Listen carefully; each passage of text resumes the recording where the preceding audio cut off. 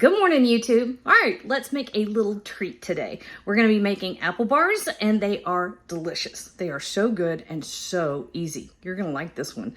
All right, let's cook, y'all. We got a family to feed. Hey, look. Hey. All right, we're making apple bars. And when I first started working with this recipe, the original recipe that I found was for an apple brandy bar or an apple brandy cake. You can call it whatever one you want because it just, it's the same thing. It just depends on how you cut it. But I discovered, when you bake the apple brandy into the batter, it makes zero difference. You don't taste it. There's nothing there to taste. And then if you make like a little frosting, like a glaze for it, and you use the apple brandy in that, it's too sharp, too much alcohol, even when you just use a tiny bit. And so, long story short, forget the apple brandy. All right, but what I do have is a stick of butter and a cup of brown sugar. And I'm going to beat these together. I haven't done it yet because I don't want them to turn brown. But 3 Granny Smith apples. These are kind of dinky little apples. But I've baked with this package, this same exact batch of apples. And I know that these are not too wet. So I'm just going to use these 3 smallish apples. I'll get rid of that bruise. Anyway, I'm going to cream this together. I'm going to beat the butter and sugar together until it's nice and fluffy and combined. And then I'm also, look, I have a new knife, my Nakano knife. I'm going to chop up, core, and peel my apples. I'll be back as soon as this is done. Woo! Giddy up. All right, here we go. I forgot to mention, I'm using dark brown sugar. You do not have to. It does, however, kind of have a nice caramelly flavor that kind of boosts the apples. So there you go. That's what I'm doing. I've made it the other way too, with just plain old white. Not dark. All right, 3 eggs. And these eggs have been sitting here long enough to kind of come to room temperature. They're a little bit cool, but not too much. You do them one at a time. It's just easier to incorporate them. But we're also going to scrape down our bowl here in a second. Because if you look down in this bowl, see that? There's a lot of gunk that ends up clinging to the sides of your mixing bowl. Here's the last bit of egg. That doesn't get incorporated well. Which means you're gonna have weird pockets in your apple bars. What are we gonna call this, people? Apple bars. That's it. Final answer, apple bars. All right, so the eggs go in and you whip it until it is fully combined, which, takes a minute. The fat in the butter doesn't immediately want to mix with the amount of water that's in the egg. And yes, I know there's fat in the yolk. But think about when you're whipping to make scrambled eggs, you got to whip it a minute to get that to combine right. All right, so our flour and our liquid. I'll turn that down. We're just going to alternate 3 cups of flour and 2 cups of applesauce. And the only reason you alternate it is to make it easier for it to combine. If you dump all the flour in there at once, it gets too thick. And if you put all the applesauce in at once, it's just this sloppy, liquidy mess. So we're doing a little of each. And scrape down your bowl if you need to. I really feel like people don't do that. They don't do it as they go along, and that makes it harder to mix it. Also, let me just put in almost all the flour. And almost all the applesauce. Here we go. Also, remember, this is kind of a quick bread. It's using baking soda as a leavener, but we also want a nice light texture. So once the flour goes in here, be judicious in your mixing, because the more you mix, the more you will develop the gluten in the flour. And the more you develop the gluten, of course, the more cohesion the bread has. But at a certain point, you've developed the gluten to the point where it's just getting tough. You don't want tough apple bar cake things. So mix until it comes together. And scrape down the sides of your bowl. You want a nice homogeneous mixture, but don't go to town on it. That's bad. Okay, so before we go any farther with that part, we're gonna do this part.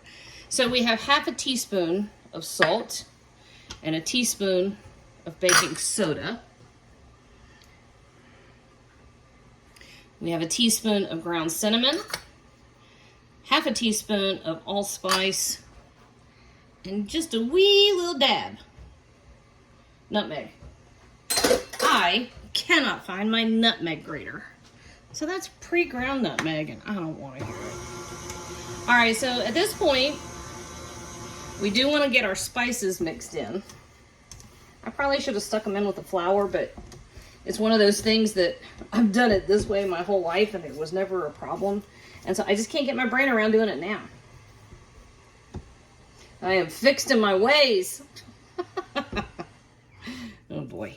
Okay, a cup of pecans and our 3 apples, and that noise is my robot vacuum having a heart attack because my cat thinks it's her boyfriend.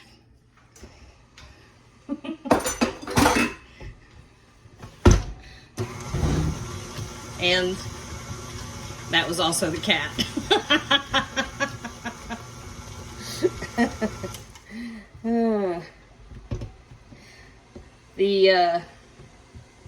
This is probably our 4th robot vacuum. It might be the 5th one. We named them all Mo after the little robot vacuum in Wall-E. Okay, I've got a 9x13 dish and just cooking spray. You can butter it. That's fine. And I've got my oven preheating to 350 degrees. And so now, here we go.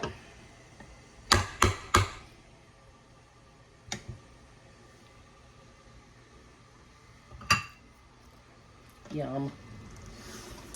Okay, wait a minute.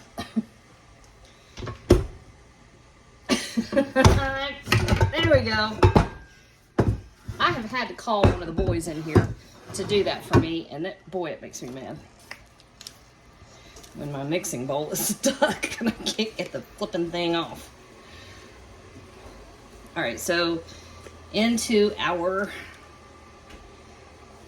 greased bacon dish.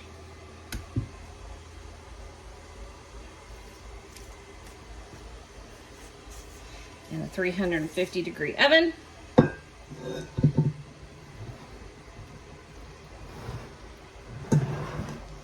And this is almost all she wrote, boys and girls. This gets 45 minutes. And I am going to throw together a little bit of glaze for the top. You don't have to. It's actually kind of, these are not super sweet. And Bladen likes them for breakfast, which that's a legitimate thing. All right, here we go. 350 degrees, 45 minutes. Okay, so 45 minutes in. They smell heavenly.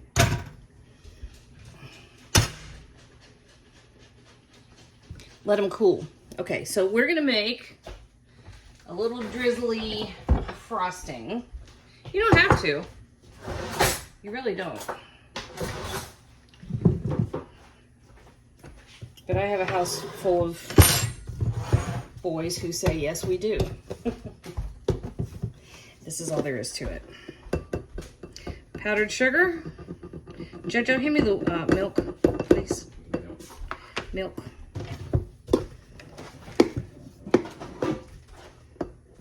There you go. Whole milk. It's just liquid. You can use apple juice if you want to. That's pretty good. That's why I'm not using apple juice. Did you hear that? Somebody drank all the apple juice. So I've already used too much milk. You're just using enough milk and or powdered sugar. And of course, powdered sugar disappears when you put a little bit of liquid in it. It's like you can put 10 or 12 cups of powdered sugar. And if you put powdered sugar on these apple bars, or you put the glaze on the apple bars right away while they're still hot, the glaze will disappear. It'll just sink right in. So I'm actually going to let them cool for a bit. They almost came out perfect. I've got a couple spots that stuck a little tiny bit to the bottom of the pan. I don't care. They'll be fine. Once they cool down,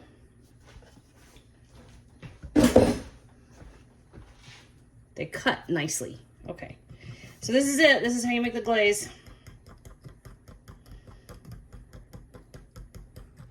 This is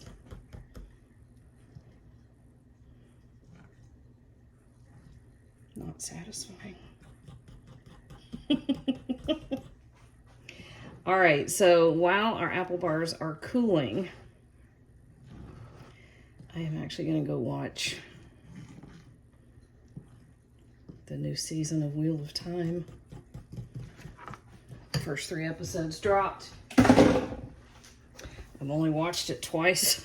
I'm obviously way behind.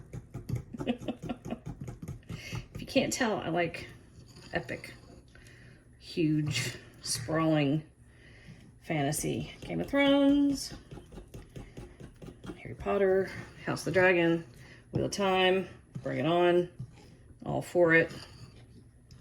All right, there we go. That's our glaze. We will drizzle when the time comes. In the meantime, we're just letting everything cool down. Okay. Look at that. It's not even stirred up all the way. Okay, listen. If I cut those right now, they're hot. No, look at the lukewarm. You can cut it. If you can cut it with your hand, it's good enough to eat. Come on. What do you mean you can cut it with your hand? Well, I'd do it, but you'd be mad. Like, I mean, if I could do that with my hand, it's good enough to eat. So. If I cut that right now, it's going to be soft and it's going to fall apart. Boo-hoo. This is a Southern cooking show, and it's meant to look good. Wait a minute. It's meant to taste good. That's not logic. Look, I'm gonna go ahead and get my plate. This is so hot. I'll get the nice plate for the video.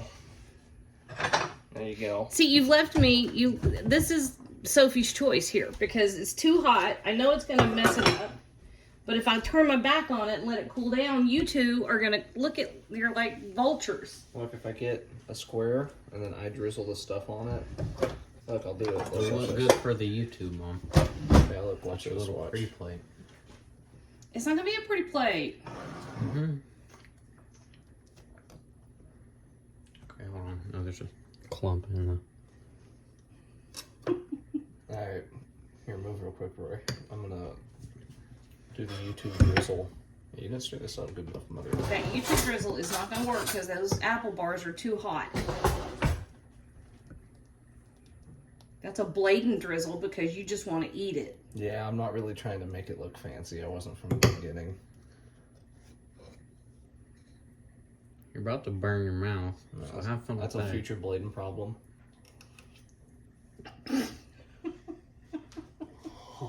Now, I'll burn my mouth. Was it worth it? Uh-huh. Are you next? Later. Okay. Okay, this is not my typical reveal. Not really good. It's really good. Cats do. Tango has a really small head.